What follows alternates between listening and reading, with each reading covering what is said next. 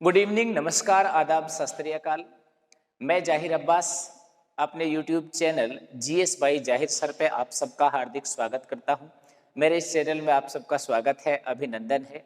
आज की मेरी इस क्लास में मैं एग्जाम की दृष्टि से इम्पोर्टेंट टॉपिक यानी जो आपकी परीक्षा में यहाँ से सवाल अक्सर आते रहते हैं, आप सारे लोग जानते हैं भारत का राष्ट्रीय आंदोलन बहुत इंपॉर्टेंट टॉपिक है। और भारत के राष्ट्रीय आंदोलन को हम 3 चरणों में बांट करके पढ़ेंगे। इसकी कहानी हम शुरुआत करेंगे, इसकी जो कहानी है हम शुरू करेंगे भारतीय राष्ट्रीय कांग्रेस यानी कांग्रेस पार्टी की स्थापना 1885 से लेकर के और देश की आज़ादी 15 अगस्त 1947 तक।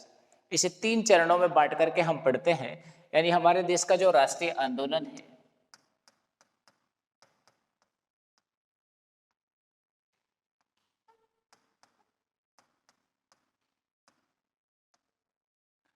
तो हमारे देश के जो राष्ट्रीय आंदोलन का पूरा फेज है आप सारे लोग जानते हैं। इसे हम पढ़ते हैं 1885 से लेकर के 1947 तक।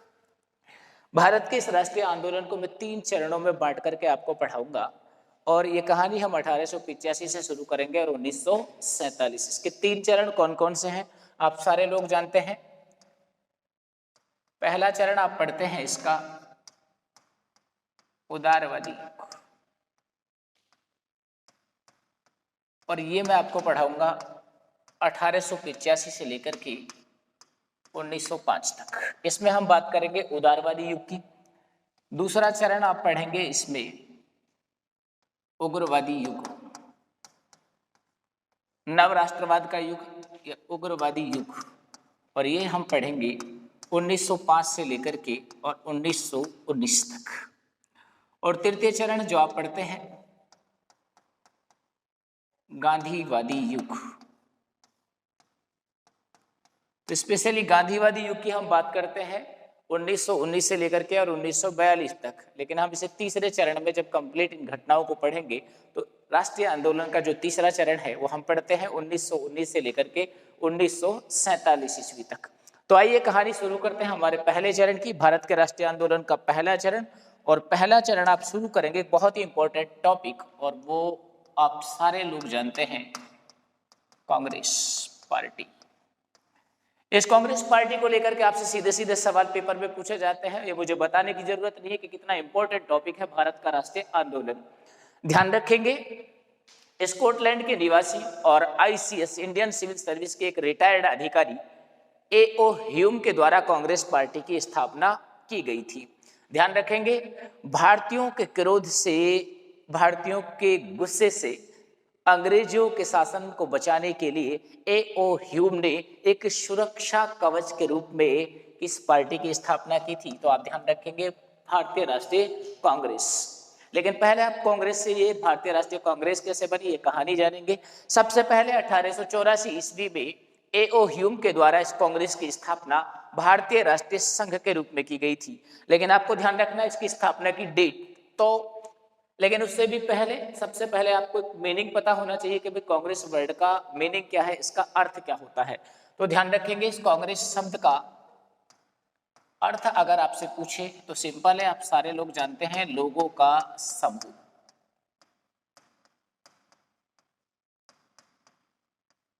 इसके बाद आपसे सोर्स पूछ ले कि भाई हमने कांग्रेस शब्द लिया कहां से, तो स्रोत आपको ध्यान रखना है यूएसए, यानी आप सीधा ध्यान रखेंगे अमेरिका।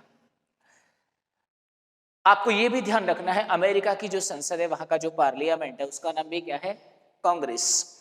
इसके बाद आपसे पूछ ले कि भाई कांग्रेस पार्टी की स्थापना कब हुई। स्थापना की डेट ध्यान रखेंगे 28 दिसंबर 1885 ईस्वी। पूछ ले भाई इसकी स्थापना हुई कहां पर, तो ध्यान रखेंगे बंबई में एक स्कूल था गोकुलदास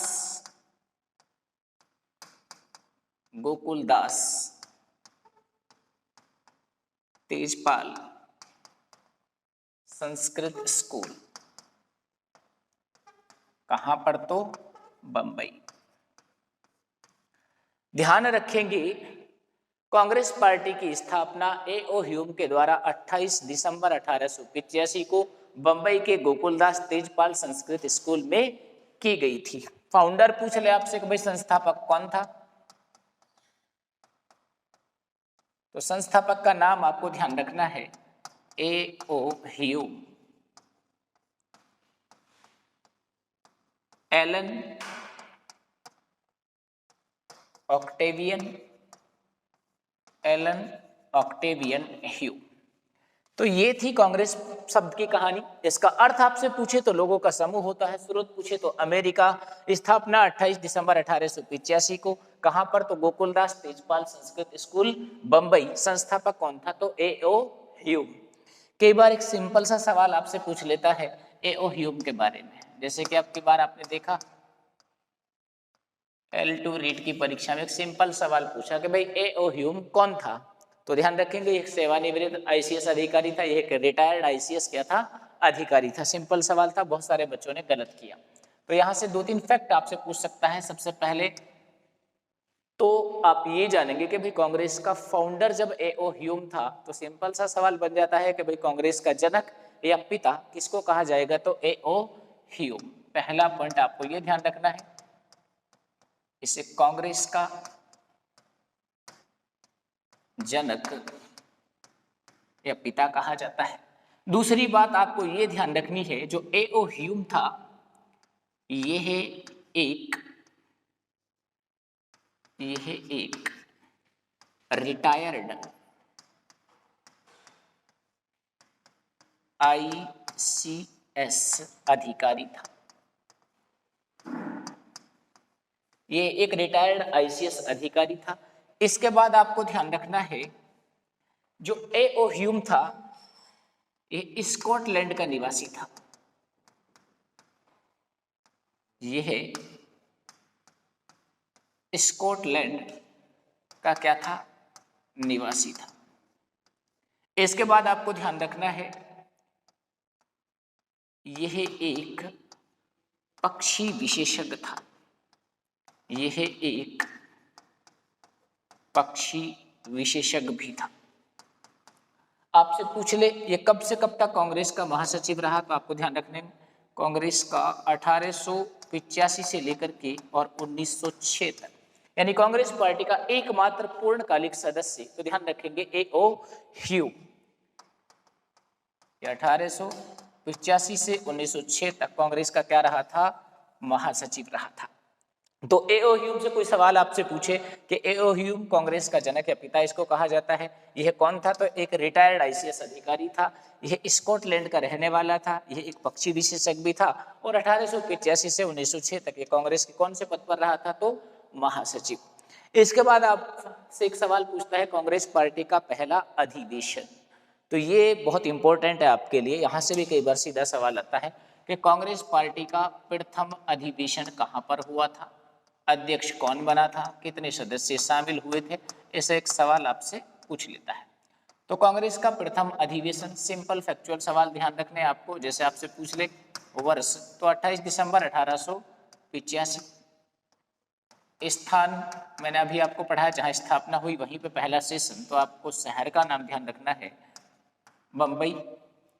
इंपॉर्टेंट सवाल ये बनता है भाई कि कांग्रेस पार्टी के फर्स्ट सेशन का जो अध्यक्ष था वह कौन बना था, तो कांग्रेस का पहला अध्यक्ष बना WC बनर्जी, व्योमेश चंद्र बनर्जी। सवाल दो तरह से आपको कंफ्यूज करेगा यहाँ पर। एक तो आपसे डायरेक्ट सवाल पूछा जाता है कांग्रेस पार्टी का पहला अध्यक्ष कौन था, और हम लोगों को ए ऑप्शन में वो देता है A.O.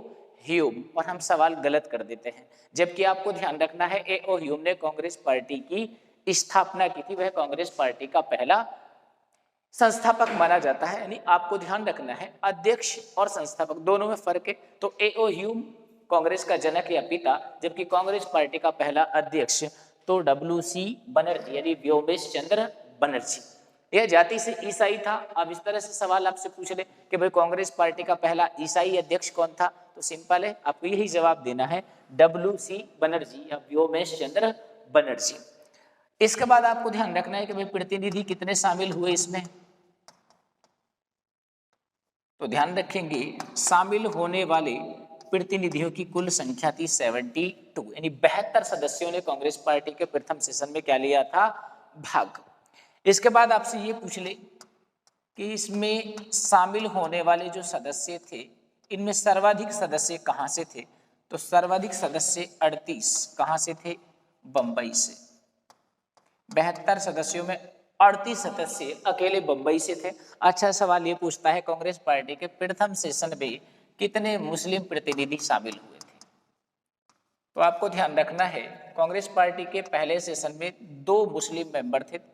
कौन कौन से आपसे पूछ ले तो सवाल का जवाब आपके पास होना चाहिए।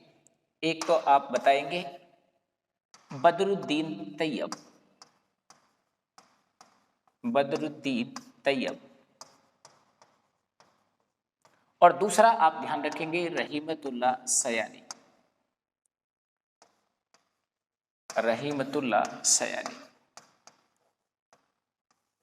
इसके बाद आपसे पूछ ले कि भाई जब कांग्रेस पार्टी की स्थापना हुई थी 28 दिसंबर 1885, उस समय भारत का वायसराय कौन था? तो आपको ये भी एक सवाल ध्यान रखना, कई बार पूछ लेता है।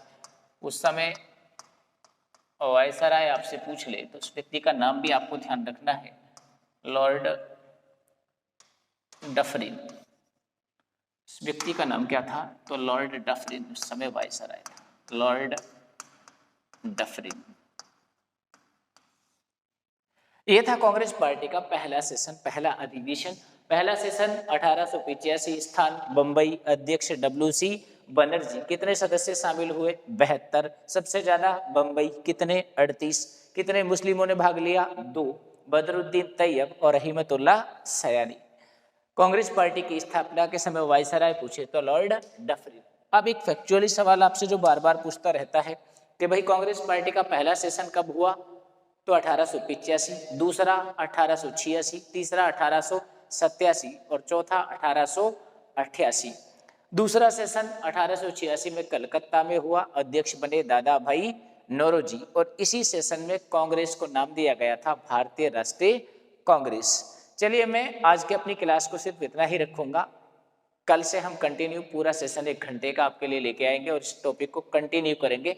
आज की अपनी इस वीडियो में मैं इतनी ही जानकारी आपको दे पाऊंगा, और ये मेरी पहली या दूसरी ही क्लास है जो मैं ऑनलाइन रिकॉर्ड करके आपके सामने पेश कर रहा हूँ। तो इसमें बहुत सारी खामियां, बहुत सारी कमियां आपको नजर आएंगी, और मैं ये चाहता हूँ कि आप लोग इस वीडियो को देखने के बाद इस पर कमेंट जरूर करें, इसमें मुझे और क्या सुधार करना है, क्योंकि वो आपसे बेहतर कोई नहीं बता सकता, क्योंकि ये जो सारा का सारा काम मुझे आपके लिए करना है, कि आपको ये चीजें समझ में आए वो बेहतर है, और उसमें क्या कमियां हैं वो आपसे ज्यादा बेहतर मुझे कोई नहीं बता सकता। चलिए ठीक है, बहुत बहुत धन्यवाद आप लोगों का, थैंक यू।